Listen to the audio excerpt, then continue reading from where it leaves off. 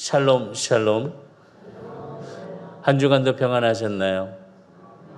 예, 코로나19가 정말 많이 번지고 있고 또 여러 상황, 매주마다 코로나에 대한 이야기를 들을 때 어떻게 해야 되나 어떻게 해야 되나 라는 생각을 정말 많이 합니다. 그럼에도 불구하고 하나님께서는 모든 것을 이끌어 가시고 또 계획해 놓으신 일들이 있기 때문에 우리는 이 자리에서 예배를 드리고 또 교회 나오지 못하고 방송으로 또 예배 드리는 성도들 있음에 하나님 앞에 영광을 돌릴 수 있다는 자체가 정말 큰 은혜라고 생각이 듭니다. 예배를 통해서 정말 하나님의 귀한 사랑과 기쁨이 우리 성도들에게 함께 임하기를 주의로 축복합니다. 오늘의 제목은 거룩한 산제사, 거룩한 산제사.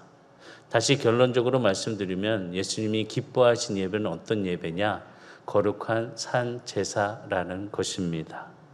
바울이 강조하고 있는 이 말씀, 본문을 통해서 우리 몸을 하나님께 기쁘게 할 수 있는, 하나님이 기뻐하시는 것, 바로 거룩한 산제사로 드리라는 것입니다.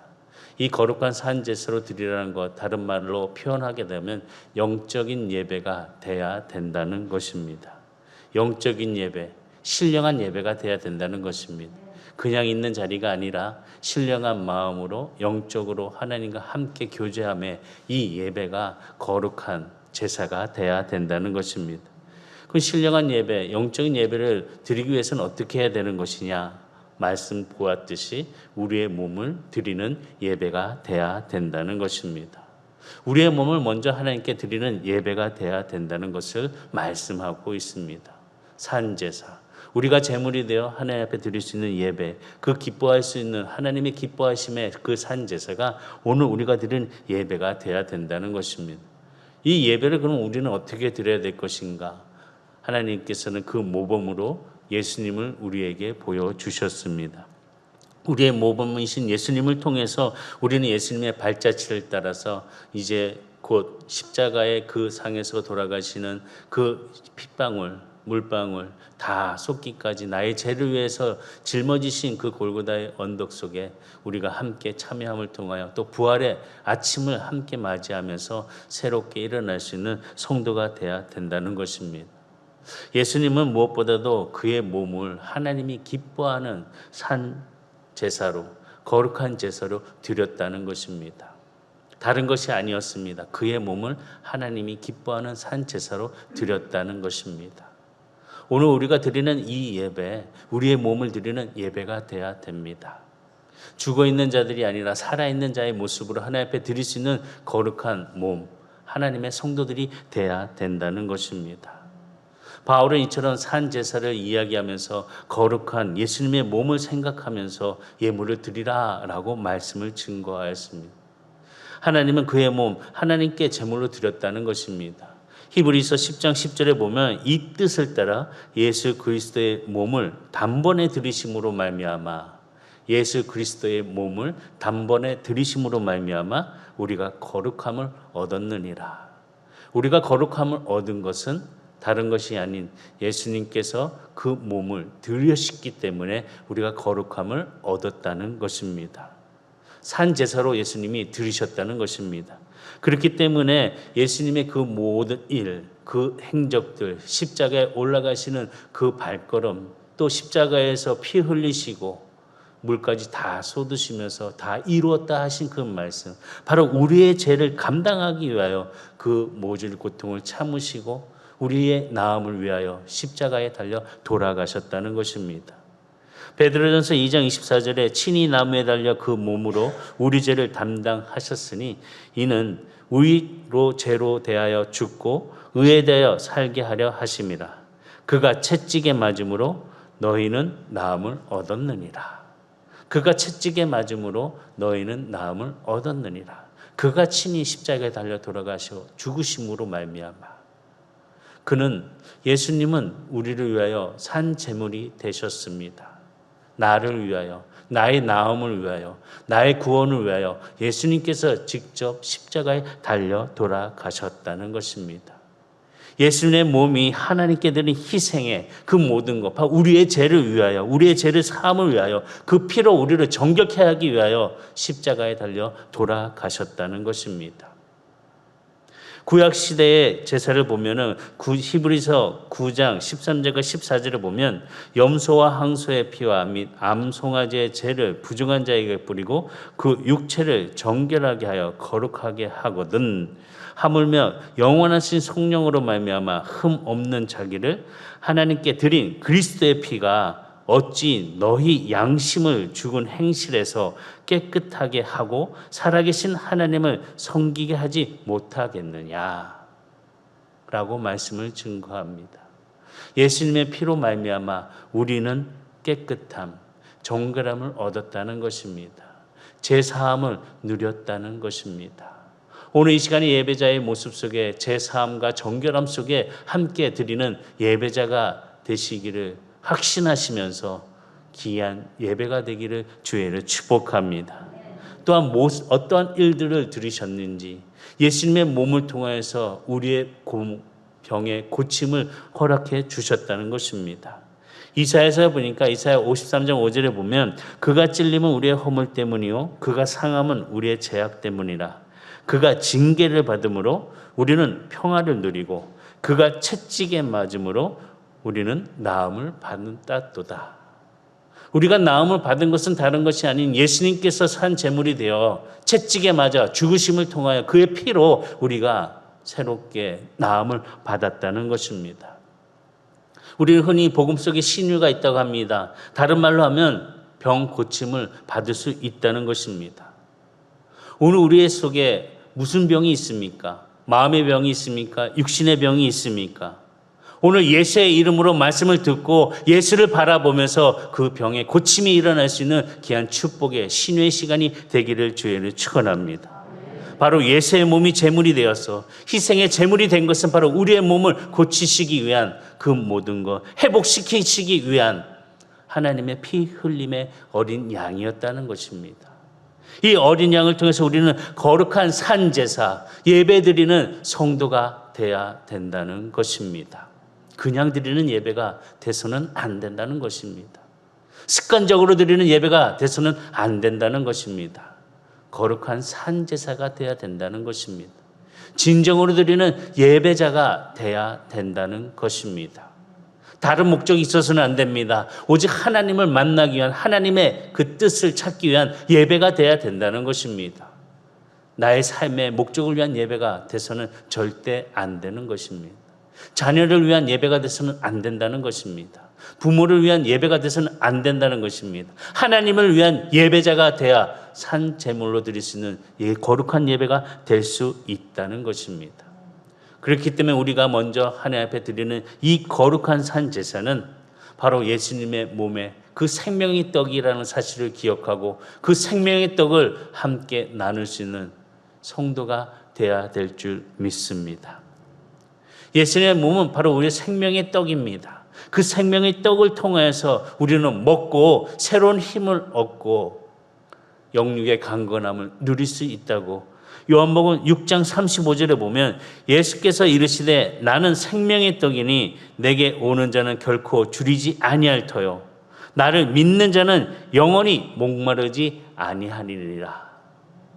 생명의 떡으로 오신 예수님, 그 생명의 떡을 먹는 자는 마시는 자는 목마르지 아니하고 영원히 주님의 그 사랑 속에 생명을 누리는 하나님의 축복이 있다는 것입니다.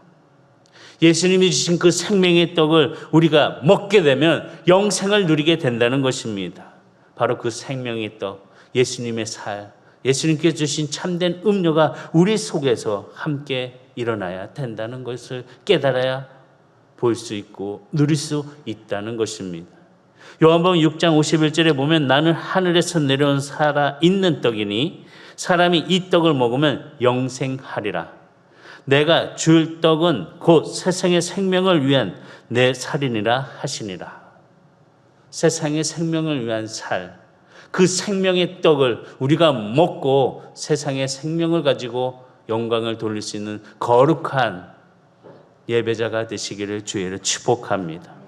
그래서 예수님의 살은 생명의 떡이요 예수님의 피는 생명의 음료라고 말씀하고 있습니다. 요한복음 6장 54절과 55절을 보면 내 살을 먹고 내 피를 마시는 자는 영생을 가졌고 마지막 날에 내가 그를 다시 살리리니 내 살은 참된 양식이요 내 피는 참된 음료라. 예수님께서 몸으로 우리의 죄를 담당하여 주셨고 십자가에서 죽으심을 당하심을 통하여서 우리를 구원해 주셨다는 것입니다. 우리는 그런 예수님의 그 모든 그 생명의 떡을 통하여서 우리의 몸을 구원해 주시는 그 하나님의 사랑을 깨달을 수 있는 예배자, 거룩한 예배 그 모습을 갖는 자가 돼야 된다는 것입니다. 거룩한 산제사가 돼야 된다는 것입니다. 그냥 죽어있는 예배가 아닙니다. 살아있는 예배가 돼야 된다는 것입니다. 두 번째는 거룩한 산제사는 예수님의 헌신의 사랑이 담긴 예배라는 것입니다. 하나님이 기뻐하시는 것은 무엇일까? 하나님이 정말 받길 원하시는 예물은 무엇인가? 바로 사랑이 담긴 것입니다. 사랑이 담긴 그 예물은 거룩해야 된다는 것입니다. 무엇보다 하나님의 자녀들은 거룩함을 가져야 되는 것입니다. 거룩함이란 뜻은 구별되다라는 뜻이 있습니다. 다시 얘기하면 따로 떼놓았다라고 말씀하고 있습니다. 우리가 하나님께 드리는 거룩한 산 제물이 되기 위해서는 구별됨이 있어야 됩니다. 따로 떼놓음이 있어야 된다는 것입니다. 하나님께 드리기 위해서 가장 소중한 것, 가장 가치 있는 것, 구별되게 우리는 거룩하게 나타나고 드려야 된다는 것입니다. 우리는 사랑한 사람들에게 가장 귀하고 가장 가치 있는 것을 주길 원합니다. 아무거나 주지 않습니다. 자녀들에게 줄 때도 정말 제일 따뜻한 밥을 주고 싶고 갓 만든 반찬을 주고 싶어 합니다. 하물며 하나님께 드리는 일에 있어서 이런 가장 귀하고 가치 있는 것을 드려야 됨에도 불구하고 그렇게 하지 못한다면 우리는 거룩한 산 제사를 드리는 자녀가 될 수 없다는 것입니다. 그래서 말라기 선지자는 정성이 담기지 않은 예물은 안 된다라고 책망했습니다. 사랑이 담기지 않은 예물은 받지 않는다는 것입니다. 기분이 나쁘다는 것입니다. 사람도 꺼리는 것을 하나님께 드리는 일이 어떻게 좋을 수 있겠느냐라고 말라기 선지자는 책망하였습니다. 말라기 1장 7절과 8절에 보면 너희가 더러운 떡을 나의 제단에 드리고도 말하기를 우리가 어떻게 주를 더럽게 하였나이까 하는도다. 이는 너희가 여호와의 식탁은 경멸히 여길 것이라 말하기 때문이라.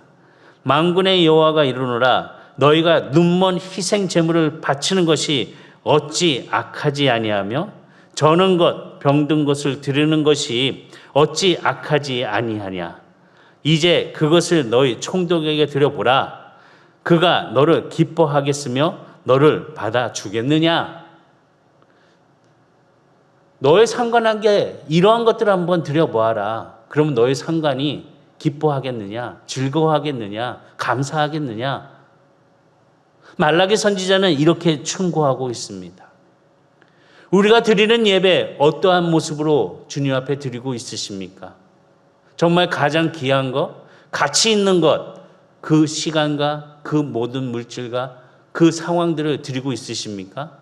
아니면 그냥 대충 저는 것, 보잘것없는 것, 흠 있는 것 이런 것을 드림을 통해서 그냥 만족을 누리고 계십니까? 이 말씀을 보면서 그랬습니다. 많은 생각을 하게 되었습니다. 많은 사람들이 착각하고 있다는 것입니다. 하나님 앞에 거룩한 제물이 되어 드릴 수 있는 그런 마음의 자세를 갖고 있지 않다는 것입니다. 내가 드렸다는 그 자체만 만족하면서 나는 했는데 왜 하나님 나에게 이런 일들을 허락하시나요? 왜 이렇게 힘드나요? 왜 이렇게 고통을 받나요? 내가 드린 것에 대한 생각은 전혀 하지 않습니다. 받은 것에 대해서만 생각하고 있으니 원망과 불평만 하나님께 내쏟는다는 것입니다. 사도 바울은 이런 모습을 보면서 그리스도가 행해야 될 것은 가장 귀한 것, 가치 있는 것, 거룩한 산 제사를 드리라고 말씀하고 있다는 것입니다. 그것이 바로 하나님이 기뻐하시는 예배라는 것입니다. 그래서 무엇을 드리냐? 몸을 드리라는 것입니다. 가장 아끼는 것, 가장 소중히 여기는 것, 그 몸을 드리라는 것입니다. 가만히 생각해 보면은 몸을 위해서는 우리가 못 먹을 것이 없습니다. 건강해진다면은 정말 잘 먹습니다. 건강해진다면은 저 멀리 있는 것까지도 어떻게 해서든 먹습니다. 몸을 위해서라면. 조금만 아프면은 병원에 즉각 달려가서 미리미리 진찰받고 약을 받습니다. 그냥 대충 넘어갈 것 같은 그런 상처에도 병원에 가서 소독약 바르고 꼬매면 어떨까요? 하면서 다 이렇게 안절부절 자기 몸을 아끼는 사람을 보게 됩니다. 왜 그럴까? 자기 몸이 그렇게 소중하기 때문에. 우리는 무엇보다도 사도 바울의 이 경고의 말씀을 우리 몸을 드릴 수 있는 거룩한 산 제사가 되기를 주의로 축복합니다. 하나님은 우리의 영혼 구원만이 아니라 몸의 구원까지도 주시는 그 기쁨을 가지고 거룩한 산 제사를 드릴 수 있는 마음을 가져야 된다는 것입니다. 그렇기 때문에 우리는 우리 몸을 함부로 대해서는 안 됩니다. 우리 몸을 학대해서도 안 됩니다. 함부로 우리 몸에 칼을 대거나 나쁜 짓을 해서는 안 된다는 것입니다. 다른 이유가 아닙니다. 우리 몸은 하나님의 거룩한 성전이기 때문에 우리 몸은 구별되어야 된다는 것입니다. 고린도서 3장 16절에 보면 너희는 너희가 하나님의 성전인 것과 하나님의 성령이 너희 안에 계시는 것을 알지 못하느냐라고 말씀하신 것처럼 우리의 몸이 거룩함으로 구별됨을 통하여서 예배자의 모습에 함께 드려지는 기쁨이 되시기를 주의로 축원합니다. 다시 얘기하면 우리의 몸은 우리 것이 아니라는 것입니다. 예수님께서 핏값으로 우리의 몸을 사셨습니다. 그렇기 때문에 우리는 우리의 몸이 아니라 예수님의 핏값으로 거룩한 몸이 되었던 사실을 기억하고 거룩한 예배자가 그 자리에 하나님의 기뻐하심으로 거룩하게 드려야 된다는 것입니다. 고린도전서 6장 19절에 보면 너희 몸은 너희가 하나님께로부터 받은 바 너희 가운데 계신 성령의 전인 줄을 알지 못하느냐. 너희는 너희 자신의 것이 아니니라. 내 것이 아니라 하나님의 것, 하나님의 성전임을 다시 기억하고 거룩한 예배자가 다 되기를 주의로 축복합니다. 마음뿐만이 아니라 몸까지도 우리는 하나님 앞에 드릴 수 있는 거룩한 제물이 되어야 된다는 것입니다. 또한 헌신뿐만이 아니라 몸까지 하나님 앞에 헌신할 수 있는 마음의 자세를 하나님이 기뻐하시는 거룩한 산 제사가 드릴 때 우리의 삶의 자체가 거룩함으로 예배자의 모습으로 나타나는 기쁨이 될 수 있다는 것입니다. 우리는 매 순간마다 어떤 일을, 어떤 상황들을 경험할 때 기쁘거나 슬프거나 어려움에 처했을 때 또한 많은 일의 형통함을 누리고 있을 때 그 순간에 우리는 어떤 모습으로 있는지 그 순간에도 우리는 두 손을 모으고 하나님 앞에 예배 드릴 수 있는 그런 예배자의 감사가 일어나야 된다는 것입니다. 많은 믿음의 선배들을 보게 되면은 다른 어려움이 있는 것이 아니었습니다. 정말 우리가 생각하지도 못한 일들의 고통을 당한 믿음의 선배들도 있습니다. 그런데 그들은 그 어려움 속에서도 하나님 감사합니다. 고통 속에서도 하나님 감사합니다. 그들이 감사할 수 있었던 것은 다른 것이 아니었습니다. 구별된 삶이었습니다. 거룩한 삶이었습니다. 그렇기 때문에 그 고통 속에서도 그 어려움 속에서도 그 마지막에 그 목숨의 생명의 순간에도 하나님 앞에 감사를 드릴 수 있는 예배자가 될 수 있었다는 것입니다. 이것은 세상 사람들의 눈을 의식하는 것이 아니었습니다. 그 삶을 승리케 하시는 하나님을 바라보면서 어떤 순간에도 감사할 수 있는 거룩한 산 제사의 제물이 되어 하나님께 영광을 돌렸다는 것입니다. 우리의 모습이 이런 모습으로 하나님 앞에 감사를 드리면서 거룩한 성도들이 되시기를 주의로 축복합니다. 기뻐할 때 나도 모르게 아버지 감사합니다. 그러나 고통을 당할 때 우리는 쉽게 아버지 감사합니다 라고 이야기하지 않습니다. 한번 고통을 당하고 어려움을 당하고 아플 때 아버지 감사합니다 라고 한번 외쳐보시기 바랍니다. 그럼 놀라운 일들이 우리의 삶 속에서 일어나는 것, 하나님의 체험이 우리 성도들에게 함께 이루어지기를 주의를 축복합니다. 기쁨의 순간이나 아픔의 고통이 있는 시간이나 주님 앞에 감사할 수 있는 그 예배자의 모습을 통해서 하나님께서는 귀한 그 예배가 어떠한 모습으로 우리에게 응답하여 주시는지, 기쁨으로 채워주시는지, 회복으로 바꾸어 주시는지 우리는 알아야 된다는 것입니다. 그래서 세 번째 말씀드리고 싶은 것은 거룩한 산 제사는 다름이 아닌 드린 사람만이 누리는 은혜가 있다는 것입니다. 드리지 않으면 이 은혜를 깨닫지 못한다는 것입니다. 다시 얘기하면 드릴 수 있는 것조차 감사라는 것입니다. 드릴 수 있는 것이 은혜라는 것입니다. 우리가 받은 것을 드리는 것이기 때문에 이 드림을 통해서 우리는 더 감사를 더 크게 올려드릴 수 있다는 것입니다. 받은 것이 없다면 그 받은 거에서 드릴 수가 없습니다. 그런데 우리는 받은 것이 있습니다. 받은 것 안에서 우리가 드리는 것을 하나님 앞에 드릴 때 하나님은 그 받은 것에 대한 더 큰 은혜를 우리에게 베풀어 주신다는 것입니다.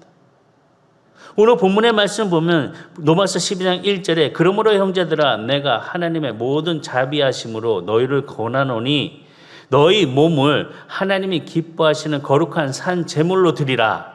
이는 너희가 드릴 영적 예배니라. 하나님께 거룩한 산 제사를 드리라고 바울은 권면하고 있습니다. 그러면서 2절의 말씀 보니까 너희는 이 세대를 본받지 말고 오직 마음을 새롭게 함으로 변화를 받아 하나님의 선하시고 기뻐하시고 온전하신 뜻이 무엇인지 분별하도록 하라. 하나님께 거룩한 산 제사를 드리면 어떠한 일이 일어나는 것인지를 지금 설명해 주고 있다는 것입니다. 거룩한 예배를 통하여서 그 받기만 하시는 하나님이 아니라 그 예배를 통하여서 놀라운 일들을 우리에게 허락해 주신다는 것입니다. 은혜를 주신다는 것입니다. 그것이 뭐냐? 첫 번째로 이 세대를 본받지 않고 예수를 본받는 은혜를 경험하게 된다는 것입니다.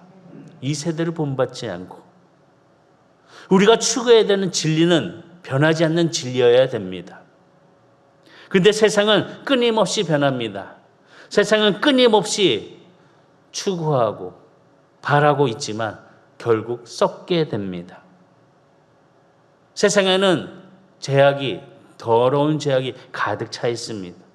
그리고 새하는 것들로 넘쳐납니다. 그런데 반면에 우리가 추구하는 것은 무엇이냐? 썩지 않는 것, 더럽지 않는 것, 새하지 않는 것이라고 말씀하고 있습니다. 베드로전서 1장 4절에 보면 썩지 않고 더럽지 않고 새하지 아니하는 유업을 있게 하시나니, 썩지 않고 더럽지 않고 새하지 않는 유업을 있게 주신다는 것입니다. 곧 너희를 위한 하늘에 간직하신 것이니라. 하늘에서 간직해 주신 그 은혜를 우리에게 주신다는 것입니다. 그렇기 때문에 우리는 이 세대를 본받지 말아야 된다는 것입니다.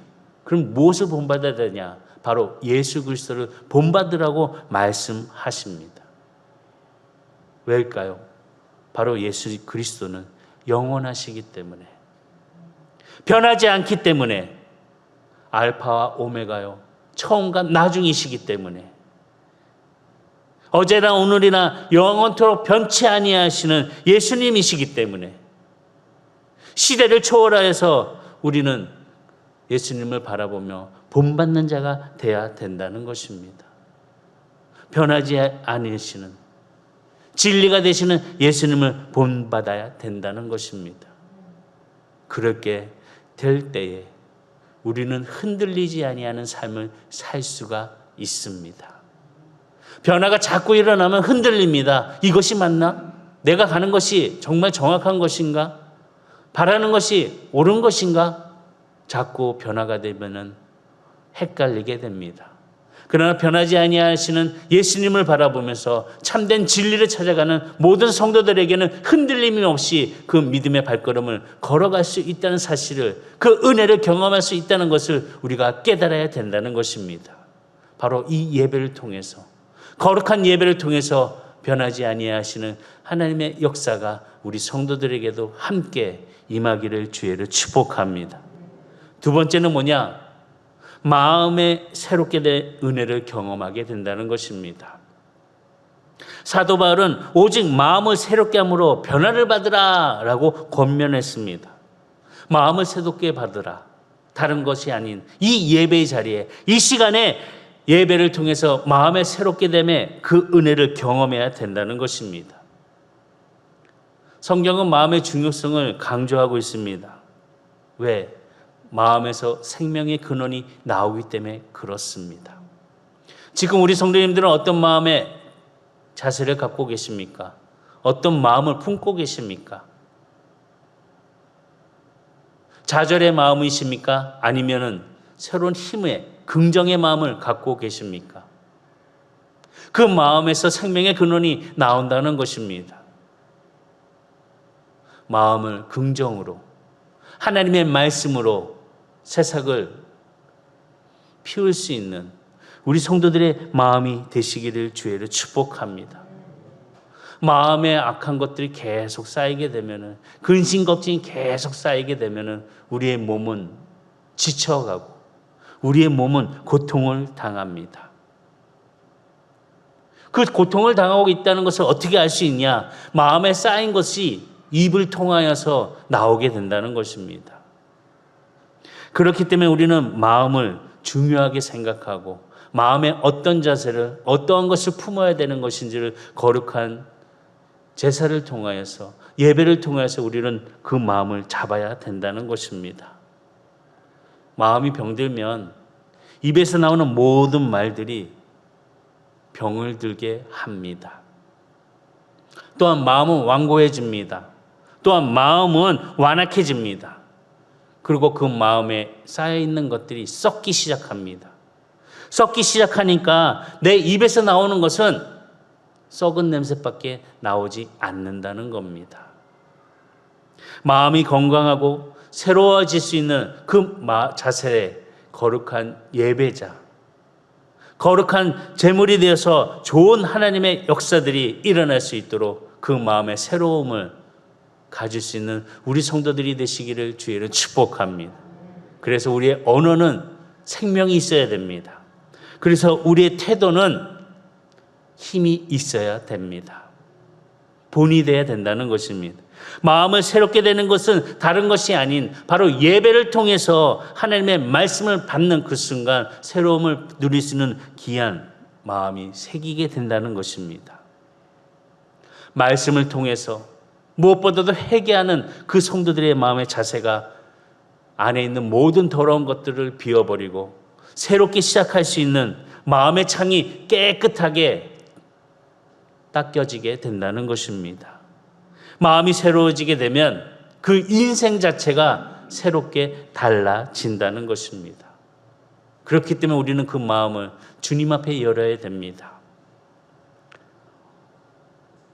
어떠한 사람은 그 마음을 낙하산이라고 비유를 합니다. 훈련받고 있는 공수부대 부원이 높은 창공에서 이제는 낙하산 훈련하기 위해 뛰어내렸습니다. 그런데 어느 정도쯤 내려와서 낙하산이 펼치지 않는다면 그 군인은 어떻게 되겠습니까? 죽게 됩니다. 그러나 그 낙하산이 열리게 되면은 그 군인은 안전하게 땅에 착지할 수가 있습니다. 마음은 낙하산과 같습니다. 마음이 열리지 아니하면 하나님의 은혜가 들어가지 않기 때문에 우리는 죽습니다. 고통스럽습니다. 그러나 그 마음이 열리게 되면은 우리는 살아나게 됩니다. 은혜를 누릴 수 있습니다. 삶의 기쁨을 가질 수가 있습니다. 오늘 해주신 말씀을 통해서 우리의 마음이 열릴 수 있는 기쁨이 넘쳐나는 자세로 하나님의 은혜를 경험하는 성도들이 되시기를 주의로 축복합니다. 마음이 열렸다는 것이 아니라 온유해졌다. 마음이 부드러워졌다. 마음이 따뜻해졌다. 라는 의미가 있다는 것입니다. 마음이 열리게 되면은 하나님의 말씀이 들어왔다라는 증거가 된다는 것입니다. 들어옴을 통해서 새로운 은혜를 경험하며 그 은혜 속에 삶의 변화가 일어난다는 것입니다. 우리는 우리와 함께하고 있는 가족들, 또 같은 교우들, 믿음의 이웃들, 그 마음의 변화가 함께 일어남을 통해서 서로가 기쁨을 누릴 수 있는 모습을 가지시기를 바라겠습니다. 세 번째는 하나님의 기뻐하시는 거룩한 산제사를 드리면 어떤 은혜를 받게 되냐? 성숙해 되는 은혜를 받게 된다는 것입니다. 사도 바울은 마음을 새롭게 함으로 변화를 받으라 라고 권면을 했습니다. 변화를 받으라는 것은 다른 것이 아니라 성숙한다는 의미가 있습니다. 다르게 쉽게 표현하면 우리는 많은 이야기합니다. 좀 성숙 좀 해. 왜 이렇게 어린애 같아? 좀 성숙해져 봐. 라고 이야기합니다. 성숙해진다는 거, 변화를 의미하고 있습니다. 성숙하면은 많은 문제들에 있어서 그 문제의 해결점을 찾고 갈 수 있습니다. 그러나 미성숙하면은 그 문제점을 해결 찾지 못하고 헤매는 인생이 될 수밖에 없다는 것입니다. 성숙에 이르는 것은 무엇이냐? 바로 변화를 받는 거라는 것입니다. 변화가 없으면 성숙에 이룰 수 있는 삶을 살아가지 못한다는 것입니다. 변화, 다른 것이 아니라 살아있는 것이 변화가 돼야 된다는 것입니다. 씨앗을 한번 상상해 보시기 바랍니다. 씨앗이 변화가 되지 않으면은 그저 씨앗으로밖에 생각이 들지 않습니다. 그러나 그 씨앗을 땅에 묻고 물을 주고 기다립니다. 그 씨앗의 변화가 될 때까지 기다립니다. 기다렸더니 새싹이 올라옵니다. 기다렸더니 꽃이 핍니다. 기다렸더니 열매를 맺습니다. 풍성한 열매를 맺는다는 것입니다. 변화가 일어나지 아니하면은, 받아들이지 아니하면은 이런 풍성한 열매를 우리 또한 느낄 수 없고 가질 수가 없다는 것입니다. 저번 주에도 말씀드렸듯이 지금 제가 애플 수박을 잘 심어놨습니다. 오늘 한번 쉬어봤습니다. 새싹이 몇 개나 났나? 10개가 났습니다. 아멘 아무도 안 하시네요. 이 10개가 잘 크면은 수양관에다 심어다가 정말 우리 성도들이 애플 수박 하나씩 탁 드릴 겁니다. 준 것만 아멘 하시고 받을 것만 아멘. 얼마나 꿈을 꾸고 있는지 참 달았으면 좋겠고 예뻤으면 좋겠고 많이 맺혔으면 좋겠고 씨앗이 변화를 갖지 않으면은 이런 미래에 대한 꿈을 꿀 수가 없다는 것입니다. 우리 인생에 있어서 하나님 앞에 예배드리는데 변화가 없다면은 이런 미래에 대한 꿈, 소망이 없다는 것입니다. 예배자로서 우리는 변화를 받아야 됩니다. 새로운 꿈을 꿔야 됩니다. 하나님의 뜻을 깨닫고 갈 수 있는 성도가 돼야 된다는 것입니다. 하나님께서 원하시는 그 변화는 무엇입니까? 다른 것이 아닙니다. 예수님을 닮아가는 것입니다. 예수님을 본받아 살아가는 삶, 그의 아들의 형상을 본받는 자가 돼야 된다는 것입니다. 그래야 해서 예수님께서 자람을 통해서 장성한 믿음의 분량에 이르기까지 우리 성도들도 자람의 그 분량이 일어날 수 있는 축복을 누리는 성도가 돼야 된다는 것입니다. 자라나야 된다는 것입니다. 그 신앙이, 그 믿음이 그냥 그 자리에 있으면 열매를 맺지 못한다는 것입니다. 우리 선한 성도들은 이 믿음의 분량이 더욱더 충만하여져서 잘 자라는 성도들이 되어 열매를 맺히시기를 주에는 축복합니다. 그것은 무엇이냐? 바로 예배를 통해서, 말씀을 통해서 우리의 삶의 변화가 일어나 그 변화의 경험을 누릴 수 있는 은혜가 있어야 된다는 겁니다. 네 번째는 뭐냐? 바로 하나님의 뜻을 분별하는 은혜를 경험하게 된다는 것입니다. 예배를 통해서 우리가 받게 되는 은혜는 하나님의 뜻을 분별하는 것입니다. 내 뜻이 아닌 하나님의 뜻. 예수님은 십자가 지시기 전에 기도하셨습니다. 깊이 기도하셨습니다. 간절히 기도하셨습니다. 애절하게 기도하셨습니다. 이 잔을 나에게 옮겨주옵소서. 그러나 아버지 뜻이라면 제가 짊어지겠습니다. 아버지의 뜻을 분별하는 그 모습, 무엇보다도 그 자세, 하나님이 기뻐하시는 그 모습이라는 것이었답니다. 우리도 이 예배가 이 성전에서 또 가정에서 하나님이 기뻐하는 예배, 하나님의 뜻을 행하는 예배자가 돼야 된다는 것입니다. 하나님의 뜻은 기뻐함은 하나님의 기쁨이 있는 모습이라는 것입니다. 우리 성도들에게도 매 주일, 아니 우리의 삶 속에서 하나님과 동행하는 그 모든 순간순간들이 기쁨에 가득, 마음의 평안이 넘쳐나기를 주에는 축복합니다. 그래서 바울은 하나님의 뜻을 세 가지 차원에서 말씀을 하였습니다. 그 뜻은 뭐냐? 하나님의 뜻은 첫 번째, 선하다는 것입니다. 하나님의 뜻은 악하지 않는다는 것입니다. 선하시다는 것입니다. 악을 미워하시고 선을 원하시는 하나님이시라는 것입니다. 선으로 악을 이기라는 것입니다. 착한 마음을 가지라는 것입니다. 그리고 그 마음의 동기가 선해야 된다는 것입니다. 두 번째는 하나님의 뜻은 무엇이냐? 기쁨이라는 것입니다.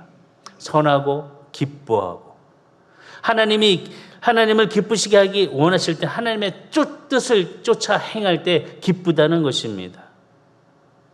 그 안에 기쁨의 충만이 넘쳐난다는 것입니다. 기쁨을 누리는 것이 다른 것이 아니라 하나님의 뜻에 순종할 때 그 기쁨이 있다는 것입니다. 하나님이 이런 모습을 원하고 이런 뜻을 바라고 있습니다. 얘가 좀 집에 좀 일찍 들어오고 제 시간에 자기가 할 거 잘하고 또 예배 시간에도 잘 참석하고 주일날 빠지지 말고 딴 데 가지 말고 하나님 앞에 섰으면 좋겠다. 나의 뜻이 있을 때 자녀들이 그 뜻대로 행한다면 우리 성도님들은 어떤 마음을 가지시겠습니까? 기쁘지 않으십니까? 감사하지 않으십니까? 그 순간순간이 하나님 앞에 영광이 되지 않겠습니까? 바로 이겁니다. 하나님이 원하시는 것, 바로 그 뜻, 기뻐함을 가질 수 있는 충만함이 우리 안에 있어야 된다는 것입니다. 기쁨이 사라졌습니다. 고통만 있습니다. 불만만 있습니다. 원망만 있습니다. 아픔만 있습니다. 우리가 하나님 앞에 나와 예배 드릴 때 이 기쁨이 다시 새롭게 일어나고 아픔이 아니라 치료로 건강함을 갖는 자가 되고 모든 일에 우리의 마음이 함께 할 수 있는 거룩한 예배자가 돼야 된다는 것입니다. 무엇보다도 하나님의 뜻에 순종할 때 기쁨이 더 크게 일어난다는 것입니다. 하나님은 우리의 마음속에 양심이라는 것을 심어두셨습니다. 그 양심에 따라서 우리가 움직일 때 그 기쁨이 같이 오게 될 수 있고 또한 책망이 따라올 수 있습니다. 우리의 양심은 하나님이 기뻐하시는 그런 방향으로 해 그 뜻을 따라 행할 때 함께 온다는 사실을 기억하시고 하나님의 기뻐하시는 거룩한 예배자가 되시기를 주의를 축복합니다. 세 번째로는 하나님의 뜻은 온전하다는 것입니다. 하나님의 뜻은 온전합니다. 그러나 인간의 뜻은 온전하지 못합니다. 왜? 전체를 보지 못하기 때문에. 앞으로의 그런 일의 미래를 보지 못하기 때문에. 또한 깊이를 보지 못하기 때문에. 또한 모든 정보를 알지 못하기 때문에 온전하지 못하다는 겁니다. 그러나 하나님은 전체를 보십니다. 깊이 보십니다. 멀리 보십니다. 그렇기 때문에 우리의 이 고통의 시간, 이 어둠의 터널에 있는 이 시간에 깊이 보시는 하나님의 말씀의 뜻을 따라 걸어갈 때 그 빛을 통하여서 우리는 그 터널을 나올 수 있고 그 속에서 우리는 기쁨을 누리는 귀한 성도들이 될 수 있다는 것입니다. 가장 안전한 거, 하나님을 쫓아가는 것입니다. 하나님의 뜻을 따라가는 것입니다. 하나님 안에 거하는 것입니다. 주의 친절한 팔에 안기는 자인 줄을 믿으시기를 주의는 축복합니다. 하나님의 뜻을 분별하는 것이 정말 인생의 최상의 은혜라는 것입니다. 마지막으로 말씀드리면 들은 후에 받은 은혜가 있다는 것을 기억해야 된다는 것입니다. 들은 후에만 누리는 은혜. 오늘 본문의 말씀을 보게 되면 드림에 대해서 무엇보다 묵상하는 말씀입니다. 다르게 표현하면 드리지 아니하면 경험할 수 없는 은혜가 있다는 것을 깨달아야 된다는 것입니다. 우리 몸을 하나님이 기뻐하시는 산제사로 드릴 때에 우리는 이 세대를 본받지 않게 된다는 것입니다. 그렇게 함을 통하여서 마음이 새롭게 되고 예수님을 닮아가는 은혜를 받게 된다는 것입니다. 그것이 무엇입니까? 선하고 기뻐하고 온전하신 것, 그 뜻을 무엇인지 분별하는 놀라운 은혜를 누리게 된다는 것입니다. 이 모든 것은 바로 하나님께서 우리의 몸을 거룩한 산 제사로 드리는 자에게 누릴 수 있는 은혜로 주셨다는 것입니다. 드리는 자가 경험할 수 있는 은혜. 우리가 열왕기상 17장에 보면 사르밧 가부에 대해서 많이 알고 있습니다. 하나님은 사르밧 가부에게 그녀가 가지고 있는 마지막 한 통의 가루와 마지막 한 병이 있는 그 기름을 가지고 떡 한 조각을 만들라고 말씀하셨습니다. 근데 기가 막힌 것은 그 마지막 떡 한 덩어리를 만들어서 엘리야에게 주라는 것입니다. 사실 이 여인은 이 마지막 가루와 마지막 기름을 가지고 먹고 죽으려고 했습니다. 그런데 그것을 마지막 것을 만들어서 하나님께서는 엘리야에게 섬겨라, 줘라 라고 말씀합니다. 만약에 그 명령을 사르밧 가부가 거절했다면 3년 6개월의 흉년 동안 그가 비참한 생활을 했을 것입니다. 아니, 이 모든 것, 그 드린 후에 받을 만한 그 놀라운 은혜를 경험하지 못했을 것이라는 겁니다.